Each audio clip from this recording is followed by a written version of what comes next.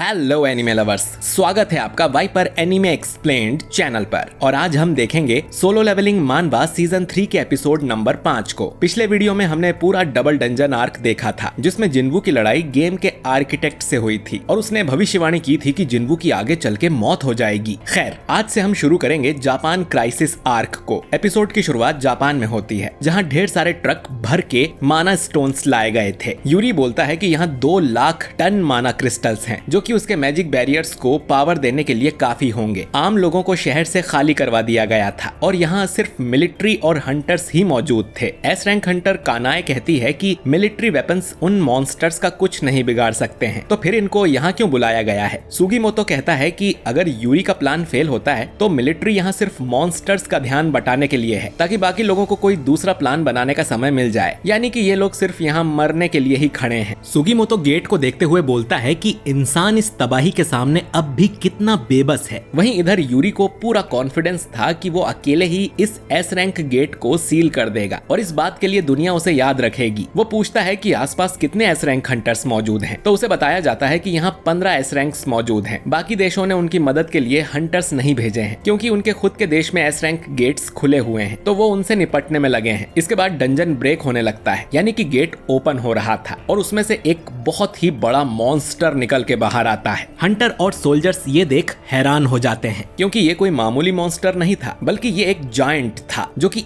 A rank gets में final boss होते हैं और ये साइज में एक बिल्डिंग जितने बड़े होते हैं। यूरी अब भी शांत था और वो बोलता है कि ये काम तो आसानी से हो जाएगा। यूरी अब उस गेट के पास एक मैजिक बैरियर बना देता है। वो जायंट उस बैरियर पे जोरदार अटैक करता है लेकिन उसे कुछ नहीं होता और ये देख यूरी मुस्कुराने लगता है। लेकिन तभी उस जायंट के पीछे से कोई आता है जो उसका सिर पकड़कर उसे पीछे फेंक देता है। ये एक सुपर जायंट था जो कि और भी बड़ा था। इसे देख यूरी भी डर जाता है। ये सुपर जायंट अब अपनी तलवार घुमाता है और एक बार में ही यूरी के मैजिक बैरियर को काट देता है। इस जायंट का हाथ अब यूरी की तरफ आता है जो कि डर के मारे चिल्ला रहा था और वो कुछ करे उससे पहले ही ये जायंट यूरी को उठाकर अपने मुंह में पटक लेता है और उसे निगल जाता है। जायंट्स अब गेट से बाहर आने लगते हैं। आर्मी टैंक्स इन जायंट्स पर अटैक कर देते हैं लेकिन इससे जायंट्स को कोई फर्क नहीं पड़ता। मिलिट्री हेलीकॉप्टर भी ऊपर से मिसाइल फायर कर रहे थे। सुगीमोतो ये सब देखते हुए कहता है कि आर्मी वेपन्स इनके सामने यूजलेस हैं और वो अपने हंटर्स को अटैक करने का ऑर्डर देता है। कानाए और होशिनो एक जायंट के पास जाते हैं। कानाए सोच रही थी कि अगर हम इसकी आंख फोड़ दें तो ये अंधा हो जाएगा और फिर हम इसे आसानी से मार सकते हैं, लेकिन साइज में इतना बड़ा होने के बाद भी इन जायंट्स की स्पीड काफी ज्यादा थी और वो एक तलवार घुमाकर इन दोनों को दूर कर देता है। इन्होंने जितना सोचा था ये जायंट्स उससे काफी गुना ज्यादा खतरनाक हैं। रिपोर्ट हेलीकॉप्टर इनके ऊपर उड़ रहा था और वो न्यूज में बताते हैं कि जायंट्स ने टोक्यो को तबाह करना शुरू कर दिया है और शहर को ऑलरेडी खंडहर बना दिया है। ऐसा लग रहा है जैसे वो पृथ्वी पर ही नर्क देख रहे हो। इधर जिन्वू को हॉस्पिटल में होश आता है। जिन्हो उसे देख बहुत खुश होता है और उसे बताता है कि वो पूरे 3 दिन से सो रहा था, जो सुन जिन्वू बहुत शॉक हो जाता है। शायद आर्किटेक्ट से लड़ाई में वो कुछ ज्यादा ही थक गया था। जिन्वू अब भी उस युद्ध के बारे में सोच रहा था जो आर्किटेक्ट ने उसे दिखाया था। तभी जिन्वू को याद आता है कि उस जापान वाले गेट का क्या हुआ, तो जिन्हो उसे सब बता देता है कि यूरी उस गेट को सील करने में फेल हो गया है और जायंट्स गेट के बाहर आके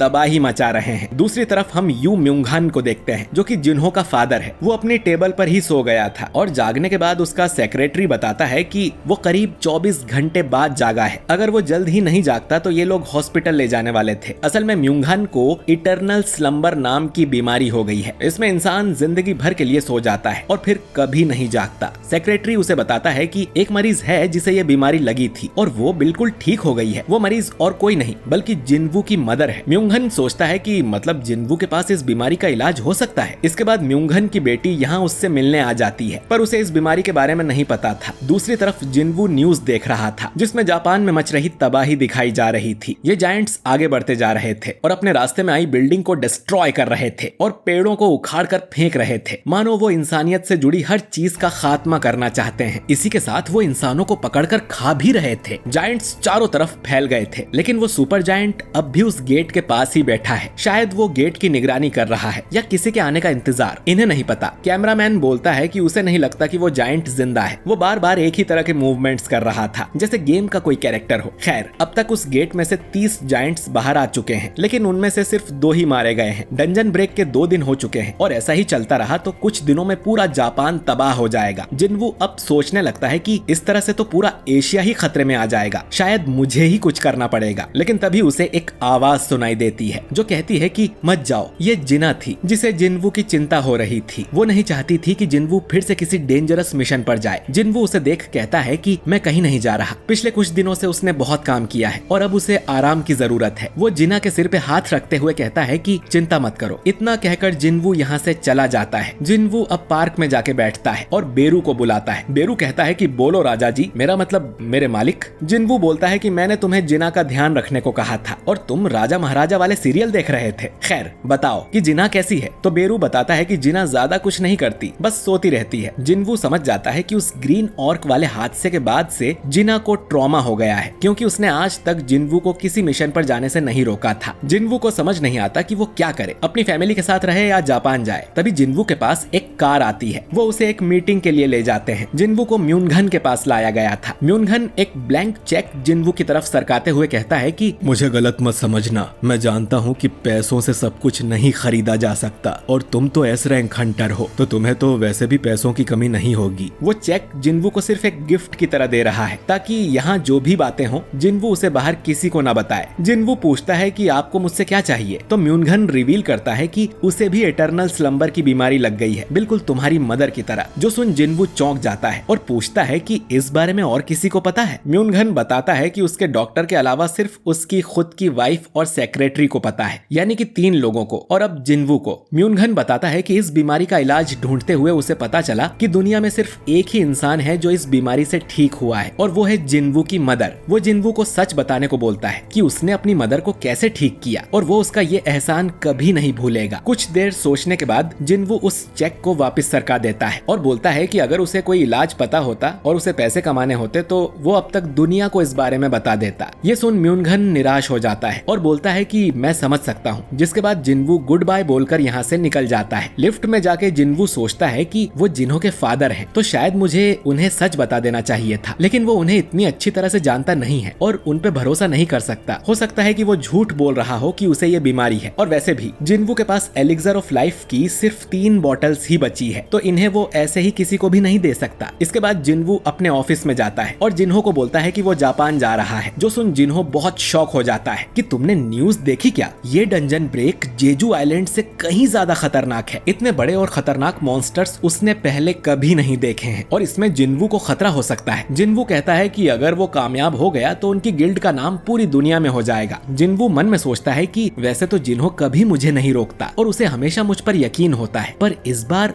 वो भी डरा हुआ है। जिन्हो अब बोलता है कि ठीक है, फिर मैं भी आपके साथ जापान चलूंगा। जिन्वू ये सुन चौंक जाता है। जिन्हो अब न्यूज़पेपर के आर्टिकल्स दिखाता है और रोते हुए कहता है कि इन सब में आपकी फोटो है और मेरा तो कहीं नाम तक मेंशन नहीं है। उसने अपनी जिंदगी में सिर्फ यही उखाड़ा है कि वो जिन्वू के साथ है, इसीलिए अब से वो हर मिशन में जिन्वू के साथ जाएगा। मुझे तुम पर भरोसा है कि तुम्हारे साथ मैं हमेशा सेफ रहूंगा। अब जिन्वू कहता है कि मैं तो मजाक कर रहा था, मुझे जापान जाने का कोई शौक नहीं है। इतना कहकर जिन्वू यहाँ से चला जाता है और रास्ते में अपनी और आर्किटेक्ट की लड़ाई के बारे में सोचने लगता है। वहाँ वो अपने शैडो सोल्जर्स यूज नहीं कर पा रहा था, लेकिन आर्किटेक्ट जिन्वू जितना ही स्ट्रॉन्ग था, जबकि जिन्वू का लेवल 100 से भी ज्यादा है। यानी कि दुनिया में ऐसे कई लोग होंगे जो जिन्वू से बहुत स्ट्रॉन्ग होंगे, तो उनमें से कोई जापान की प्रॉब्लम सॉल्व कर ही देगा। और वैसे भी मैं कोई हीरो नहीं हूँ। जिन्वू अपने घर आता है जहाँ उसकी मदर उसका वेलकम करती है और बोलती है कि डिनर रेडी है। डिनर करते हुए जिन्वू पूछता है कि जिना कहाँ है, तो उसकी मॉम कहती है कि उसे भूख नहीं लग रही थी, इसीलिए वो अपने कमरे में सो रही है। जिन्वू फिर से मन में सोचने लगता है कि उसे जापान जाना चाहिए कि नहीं। हो सकता है कि कई लोग उससे भी स्ट्रॉन्ग हो, लेकिन उसे अपना लेवल अप करते रहना होगा और इसके लिए उसे युद्ध के मैदान में जाना ही पड़ेगा ताकि वो और ज्यादा पावरफुल हो सके। और अब जिन्वू ने अपना फैसला कर लिया था। वो अपनी मदर से कहता है कि उसे जाना होगा। उसकी मदर समझ जाती है कि जिन्वू किस बारे में बात कर रहा है और कहती है कि तुम्हारे फादर भी ऐसे ही थे। उन्हें जब भी कोई इमरजेंसी कॉल आता था तो वो खाना बीच में से ही छोड़कर चले जाया करते थे। डिनर के बाद मैं तुम्हारा सामान पैक करने में हेल्प करूंगी। अब रात को जिन्वू जिना के कमरे में जाता है जो बिस्तर में थी। उसे नींद नहीं आ रही थी। जिन्वू बोलता है कि वो उससे कुछ बात करना चाहता है, लेकिन जिना उसे मना करती है कि उसे सोना है। असल में जिना समझ गई थी कि जिन्वू क्या बोलने आया है। जिन्वू उसके पास जाकर बैठ जाता है और कहता है कि कुछ दिनों पहले मैं मरते मरते बचा हूँ। मतलब ऐसा पहली बार नहीं था, लेकिन इस बार उसे सच में लगा था कि वो मर जाएगा, लेकिन फिर भी वो जिंदा बचकर वापस आ गया। और जब भी वो अपने घर लौटकर आता है तो खुद को बहुत खुशनसीब समझता है। जिना चुपचाप उसकी बातें सुन रही थी और जिना के सिर पे हाथ रखकर वो कहता है कि तो इस बार भी मैं वापस जरूर आऊंगा। वो जिना का शुक्रिया शुक्रिया करता है कि उसने इतने सालों में उसे कभी कहीं जाने से नहीं रोका। उसकी बातें सुन जिना की आंखों में आंसू आ जाते हैं और वो कहती है कि कौन सा तुम मेरे कहने पे रुक जाते। जिनवू आगे कहता है कि तुम चिंता मत करो, चाहे कुछ भी हो जाए या मैं कितना भी दूर क्यों ना चला जाऊं, मैं तुम्हें हमेशा प्रोटेक्ट करूंगा। अगले दिन प्रेसिडेंट गन ही एक प्रेस कॉन्फ्रेंस बुलाते हैं और पूरी दुनिया के सामने अनाउंस करते हैं कि उनके देश का हंटर जिनवू जापान की हेल्प करने जा रहा है। वो दोनों हाथ मिलाते हैं और प्रेस वाले धड़ाधड़ जिनवू की फोटो ले रहे थे। इसके बाद ये लोग एयरपोर्ट जाते हैं जहां जिन्हो को कोई पूछ भी नहीं रहा था, लेकिन जिनवू की सब फोटो ले रहे थे। और इसी के साथ आजिन गिल्ड के ये दोनों मास्टर्स जापान के लिए निकल पड़ते हैं और ये एपिसोड यहीं पर एंड हो जाता है। तो दोस्तों जिनवू जापान के लिए निकल पड़ा है। अगले एपिसोड में उसका सामना होगा जायंट्स और उस सुपर जायंट से। तो उसे मिस ना करने के लिए वीडियो को लाइक और चैनल को सब्सक्राइब जरूर करें। और अगर आपने वीडियो यहाँ तक देखा है तो कमेंट में लिखिए सुपर जायंट। मैं मिलता हूँ आपसे बहुत ही जल्द एक नए वीडियो के साथ। शुक्रिया।